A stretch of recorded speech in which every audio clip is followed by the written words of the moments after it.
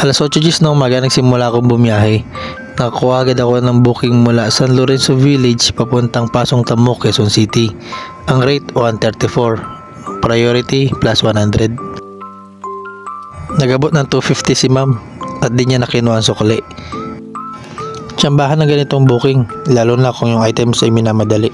Sa EDSA na ako dumaan na para kang nagbumotocross sa sobrang dami ng lubak.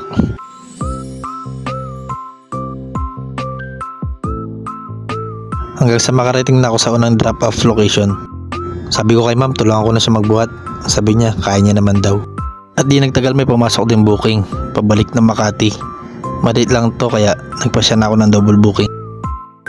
At may pumasok rin na booking, papunta rin ng Makati. Konti lang naman to kaya kinuha ko na.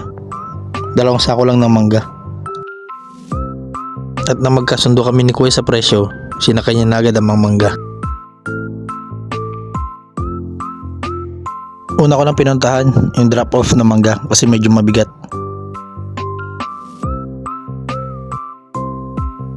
At sumunod ko na rin puntahan yung ipangalawang drop off. At nagpasya na ako umuwi para makapagpahinga dahil may pasok pa ako mamaya. Dinanan ko na nga rin pala si Paring Juban para isabay ko na rin siya pa uwi. At nagkwentuhan muna kami habang nagpapahinga. Shoutout nga po pala sa kausap ni Paring Jewel. Hi po, at salamat din sa inyong mga nanood.